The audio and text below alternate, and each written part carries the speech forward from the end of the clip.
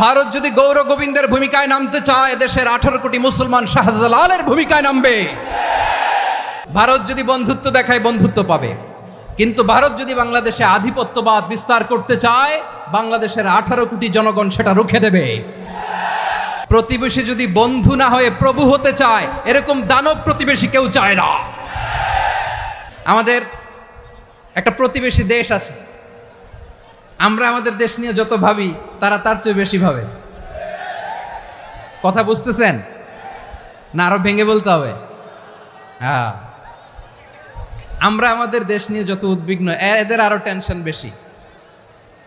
বলেন, আমাদের দেশে শান্তি আছে না নাই? আমরা হিন্দু মুসলিমে কখনো দাঙ্গা লাগে? আসতে বলেন, কেন লাগে? ওদের পূজা পার্বণে আমাদের মাদ্রাসার ছেলেরা যে পাহারা দেয়, চিল্লায় বলেন ঠিক কিনা?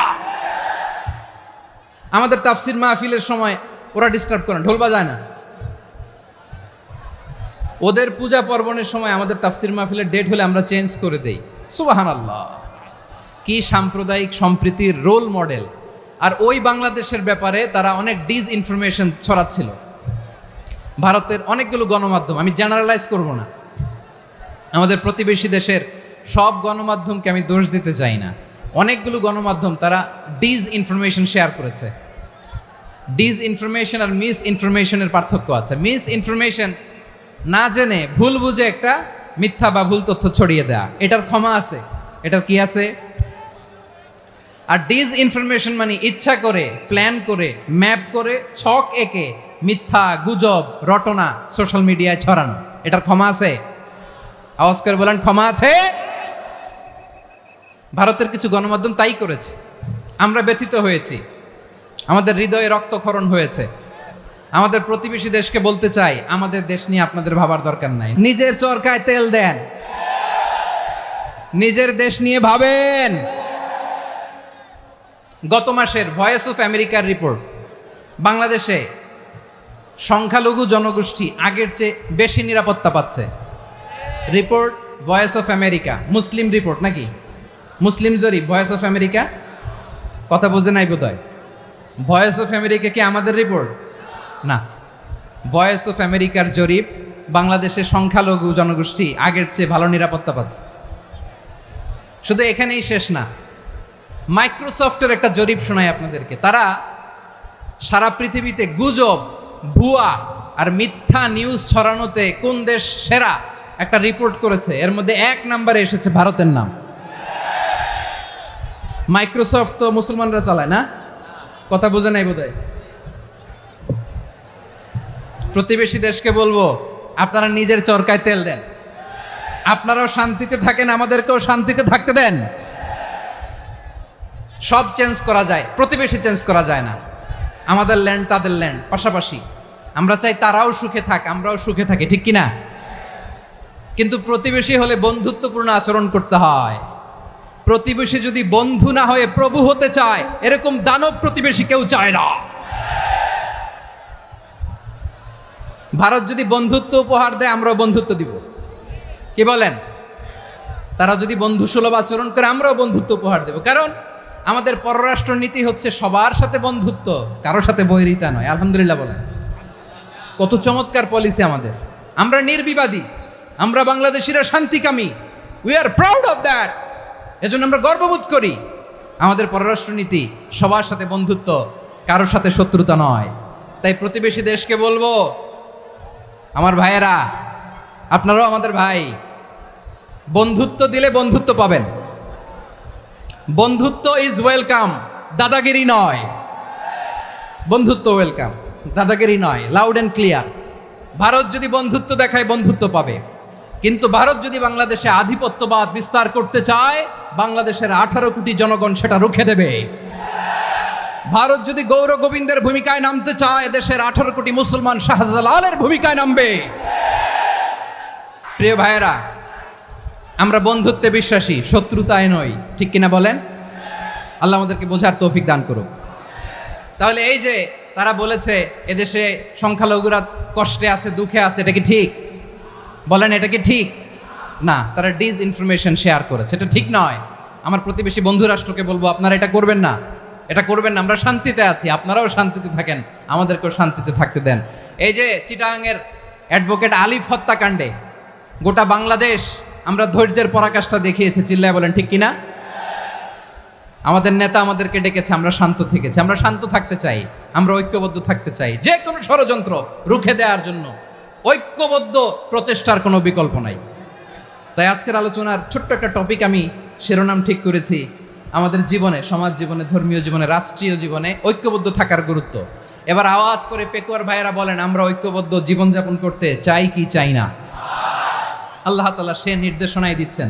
আল্লাহ তাআলা ইরশাদ করছেন, ওয়া'তাসিমু বিহাবলিল্লাহি জামিআন ওয়া লা তাফাররাকু ওয়াযকুরু নি'মাতাল্লাহি আলাইকুম إذ كنتم أعداء فألف بين قلوبكم فأصبحتم بنعمته إخوانا وكنتم على شفا حفرة من النار فأنقذكم منها كذلك يبين الله لكم آياته لعلكم تهتدون الله أكبر পড়েন। আল্লাহ বললেন, ও গোলামেরা শোনো, ওয়া'তাসিমু বিহাবলিল্লাহি জামিআ, ও আমার গোলামেরা সবাই মিলে আল্লাহর রশিকে আঁকড়ে ধরো। আল্লাহর রশি হলো ইসলাম, আল্লাহর রশি হলো কোরআন। আল্লাহ বললেন কোরআনকে আঁকড়ে ধরো, ইসলামকে আঁকড়ে ধরো। একা একা আঁকড়ে ধরলে চলবে না, জামিয়া সবাই মিলে আঁকড়ে ধরো। এই আদেশটা আমাদের জন্য দান করেছেন কে? আল্লাহ তাআলার নির্দেশ, ওয়া'তাসিমু বিহাবলিল্লাহি জামিআ, সবাই মিলে আল্লাহর রশিকে আঁকড়ে ধরো। হাবলুল্লাহ মানে আল্লাহর রশি। হাবলুল্লাহ মানে কি? রশি। এই হাবলুল্লাহ আল্লাহর রশি বা আল্লাহর রজ্জু দ্বারা উদ্দেশ্য হচ্ছে ইসলাম। আল্লাহর রশি দ্বারা উদ্দেশ্য কি? তাফসিরে অনেক ব্যাখ্যা এসেছে। এরকম পরিস্থিতিতে তাফসিরের সূক্ষ্ম সূক্ষ্ম বিষয়গুলো আমরা শোনাতে চাই, কিন্তু পরিবেশ হয়ে ওঠে না। আল্লাহর রজ্জু বা আল্লাহর রশি দ্বারা উদ্দেশ্য হচ্ছে ইসলাম। আল্লাহর রজ্জু বা আল্লাহর রশি দ্বারা উদ্দেশ্য হচ্ছে কোরআন। কারণ কোরআন আমাদেরকে ঐক্যবদ্ধ করে, ইসলাম আমাদেরকে ঐক্যবদ্ধ করে। চিল্লায় বলেন ঠিক কিনা? এজন্য আল্লাহ বললেন, তোমরা আমার রশিকে আঁকড়ে ধরো, বিচ্ছিন্ন হয়ে না। আমার দেয়া নেয়ামতগুলো স্মরণ করো। যখন তোমরা ছিলে শত্রু, তোমাদের মধ্যে হৃদয়ে আমি আল্লাহ ভালোবাসা ঢেলে দিলাম, ফলে তোমরা সবাই ভাই ভাই হয়ে গেলে। তোমরা সবাই ছিলে জাহান্নামের কিনারায়, জ্বলন্ত অগ্নিকাণ্ডের পাশে। আমি আল্লাহ দয়া করে ঈমানের বদৌলতে তোমাদেরকে আগুন থেকে ফেরালাম। আমি আল্লাহ দয়া করে তোমাদেরকে জান্নাতের পথ দেখিয়ে দিলাম। সুবহানাল্লাহ পড়েন। এমন পথ দেখালাম যেই পথ তোমাদেরকে জান্নাতে নিয়ে যাবে, পথের দিশা তোমরা পাবে। লাআল্লাকুম তাহতাদুন। প্রিয় ভাইরা, তাহলে আমাদের যে ঐক্যবদ্ধ থাকতে হবে, এই নির্দেশটা কার? নাকি মন মতো আমি বানায় বলতেছি? আওয়াজ করে বলুন, নির্দেশটা কার? আল্লাহ। তাহলে আমাদেরকে ঐক্যবদ্ধ জীবনযাপন করতে হবে। প্রিয় ভাইরা, ইসলাম আমাদেরকে ঐক্যবদ্ধ করে। ইসলাম আমাদেরকে কি করে? সংঘবদ্ধ করে, ঐক্যবদ্ধ করে। বিচ্ছিন্ন হওয়া যাবে না। বিরোধ, বিচ্ছিন্নতা, মতানৈক্য, এগুলো আমাদেরকে ধ্বংস করে, আমাদেরকে দুর্বল করে। আর আমাদের ঐক্যবদ্ধ প্রচেষ্টা আমাদেরকে বিজয়ের দিকে এক ধাপ এগিয়ে নেয়। চিল্লায় বলেন ঠিক কিনা? এজন্য আল্লাহ বললেন, ওয়া'তাসিমু বিহাবলিল্লাহি জামিআ, তোমরা আল্লাহর রশিকে আঁকড়ে ধরো, তোমরা ঐক্যবদ্ধ জীবন যাপন করো, তোমরা বিচ্ছিন্ন হয়েও না। বিচ্ছিন্ন হইলে লস, ঐক্যবদ্ধ হলে সেখানে কল্যাণ আছে না নাই? আমাদের আগে যে সমস্ত জাতিগোষ্ঠী ধ্বংস হয়েছে, বিভেদের কারণে হয়েছে। বিশ্বনবী বলেন, বুখারীর বর্ণনা, ফাইন্নামা আহলাকাল্লাযীনা মিন ক্বাবলিকুম কাসরাতু মাসাইলিহিম ওয়া ইখতিলাফুহুম আলা আম্বিয়াইহিম। তোমাদের আগে ইহুদি নাসারারা যারা ধ্বংস হয়েছে, আমার গজবে উপনীত হয়েছে, দুইটা কারণ ছিল। নাম্বার 1, কাসরাতু মাসাইলিহিম, বেশি প্রশ্ন করত, প্রয়োজনে অপ্রয়োজনে নবীরে প্রশ্ন করে আটকাইতে চাইতো, এরকম ডাকাত ছিল তারা। 2 নাম্বার কারণ, ওয়া ইখতিলাফুহুম আলা আম্বিয়াইহিম, ইখতিলাফ করার কারণে, বিভেদের কারণে, পারস্পরিক বিরোধে জড়ানোর কারণে তারা ধ্বংস হয়েছে। এখন বলেন, আমরা কি আল্লাহর গজব চাই? আমরাও কি তাদের মতো ধ্বংস হতে চাই? এজন্য আল্লাহ তাআলা সূরা আল ইমরানের 105 নম্বর আয়াতে বললেন ওয়ালা তাকুনু কাল্লাযীনা তাফাররাকু ওয়াখতালাফু মিন বা'দি মা জাআহুমুল বাইয়িনাত ওয়া উলাইকা লাহুম আযাবুন আযীম। খবরদার, প্রমাণ পাওয়ার পরেও, দলিল নাজিল হওয়ার পরেও যারা বিরোধ করেছে, ইখতিলাফ করেছে, বিচ্ছিন্ন হয়েছে, খবরদার তোমরা তাদের মতো হও না। যদি তাদের মতো হও তাহলে জেনে রাখো ওয়া উলাইকা লাহুম আযাবুন আযীম, তাদের জন্য আমি মর্মন্তুদ শাস্তি প্রস্তুত করে রেখেছি। যারা বিচ্ছিন্ন হয়েছে, বিরোধ করেছে, তারা কারা? ইহুদি নাসারারা। এই আয়াতের তাফসীরে কাল্লাযীনা তাফাররাকু ওয়াখতালাফু, যারা বিচ্ছিন্ন হয়েছে, বিরোধ করেছে, তারা কারা? মুফাসসিরিন ইকরাম বলেছেন তারা ইহুদি নাসারারা। আওয়াজ করে বলুন তো, তারা কারা? ইহুদি নাসারারা। বিষ্ণু ঈসা ইসলাম সুনানে আবু দাউদ এবং তিরমিজির হাদিসে বলেন ইফতারাকাতিল ইয়াহুদু আলা 71 ফিরকা, ইহুদিরা 71 দল হয়েছে। ইখতিলাফ করতে করতে কয় দল? সবাই বলে নাই কয় দল? ওয়াফতারাকাতিন নাসারা আলা 72 ফিরকা, আর নাসারারা হয়েছে 72 দল। আওয়াজ করে বলুন তো কয় দল? ওয়াসাতাফতারিকু হাযিহিল উম্মাহ বি73 ফিরকা। আর বিশ্বনবী আফসোস করে বলেন আমার উম্মত হবে 73 দল। ইহুদি 71 দল, নাসারা 72 দল, আর আমার উম্মত, বুঝে থাকলে আওয়াজ করে বলেন। বিশ্বনবী বলেছেন আমার উম্মত ভাগ হবে কয় দলে? কুল্লুহা ফিন্নার, সব জাহান্নামে যাবে, ইল্লা ওয়াহিদা, একটা দল ছাড়া। সাহাবারা বললেন মান হিয়া ইয়া রাসূলুল্লাহ, সেই নাজাত প্রাপ্ত জান্নাতি দল কোনটা? আপনি কি আমাদের বলবেন না? আপনি মেহেরবানি করে একটু বলে দেন তারা কারা।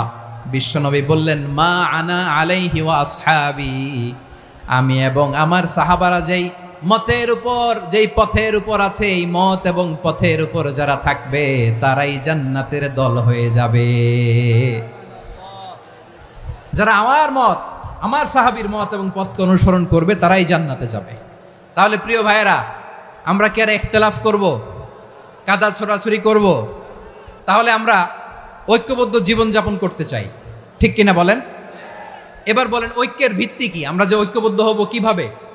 সবাই বলে ঐক্য চাই, ঐক্যবদ্ধ হতে চাই, ঐক্যের ভিত্তি কি বলেন? ঐক্যের ভিত্তি হচ্ছে তাওহীদ। আওয়াজ করে বলতে হবে সবাই, ঐক্যের ভিত্তি কি? যেই বলবে লা ইলাহা ইল্লাল্লাহ, ও আমার ভাই, তার জন্য আমার হৃদয়ে দরদ, মায়ামাখা দরদ, ভালোবাসা আছে না নাই? তাওহীদ, এই মুসলিম উম্মার ঐক্যের ভিত্তি তাওহীদ। পেকুয়ার ভাইরা মনে রাখেন, মেসেজগুলো মনে রাখেন। মুসলিম উম্মার ইউনিটি, ঐক্য, এটার ভিত্তি হচ্ছে তাওহীদ। যেই পড়বে লা ইলাহা ইল্লাল্লাহ সে আমার কি?